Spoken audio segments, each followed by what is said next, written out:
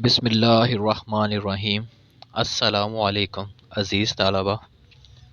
जैसा कि आपको मालूम है कि हमने नज़म खिज़र का काम करूं रहनुमा बन जाऊं शुरू की हुई है। इससे पिछले लेक्चर में हमने उसके मुश्किल अल्फाज के मायने और मरकज़ी ख़्याल पढ़ा था। आज हमने इसके अशार की तशरीह पढ़नी है। तो अशार की तशरीह की तरफ जाने से पहले मैं आपको अशार की तशरीह का तरीका दिखाना चाहता हूँ। ज़रा तवज्जो कीजिएगा, इसे देख लीजिएगा कि अशार की तशरीह का तरीका क्या है। सबसे पहले ऊपर दरमियान में पेज के अशार की तशरीह लिखनी है, फिर बंद का नंबर लिखना है। जो बंद होगा उसका पहला मिसरा, फिर डॉट डॉट लगा के आखिर वाला आखिरी मिसरा।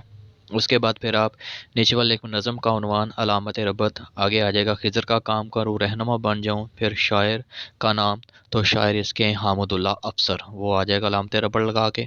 फिर तशरीह अलामत तफसीलिया लगेगी। यह अशार की तशरीह का तरीका जो आपके सामने बयान किया जा रहा है। अब हम आते हैं अपनी मुतलका जो अशार हैं उनकी तशरीह की तरफ। तो सबसे पहले हमने जो पढ़ना है वो है आपका बंद नंबर 1। ज़रा सुने इसके अशार। दर्द जिस दिल में हो उस दिल की दवा बन जाऊं, कोई बीमार अगर हो तो शिफा बन जाऊं, दुख में हिलते हुए लब की मैं दुआ बन जाऊं। और इसके जो मुश्किल अल्फाज के मानी वो ज़रा सुन लें। तो दर्द, तकलीफ़, शफा, आराम, सुकून, लब, होंठ। अब हम आते हैं इसकी तशरीह की तरफ, ज़रा तवज्जो से सुनिएगा। शायर इस नज़म में खिदमत खल्क के जज्बे को दवाइया अंदाज से बयान करते हैं। शायर कहते हैं कि ए मेरे अल्लाह पाक, जिस भी दिल में कोई दर्द या तकलीफ़ हो तो उसकी दवा बन जाऊं, अगर कोई बीमार हो तो उसकी शफा बन जाऊं, जो लब दुख में हिलते हैं उनकी दुआ बन जाऊं। शायर दरअसल दुखी इंसानियत के दर्द को महसूस करते हैं, उनके काम आने की दुआ करते हैं। खुदा न खास्ता कोई बीमार हो, किसी दुख तकलीफ़ में मुब्तला हो तो अल्लाह पाक मुझे उनके शिफा, दुआ और दुआ का वसीला बना दे, ताकि मैं दुखी अफराद के दुख दर्द को दूर कर सकूं। ये बंद नंबर 1 था जो आपके सामने पढ़ा गया, उसकी तशरीह।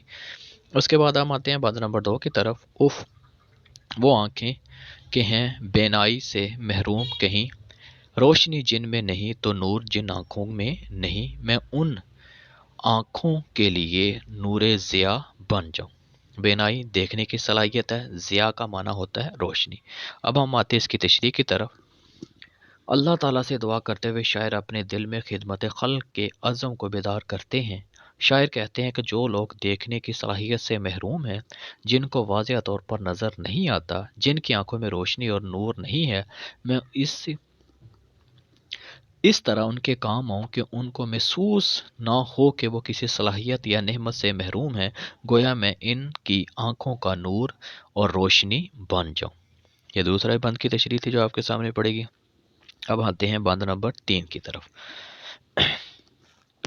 हाय वो दिल जो तड़पता हुआ घर से निकले, उफ वो आंसू जो किसी दीदाए तर से निकले, मैं उस आंसू के सुखाने को हवा बन जाऊं।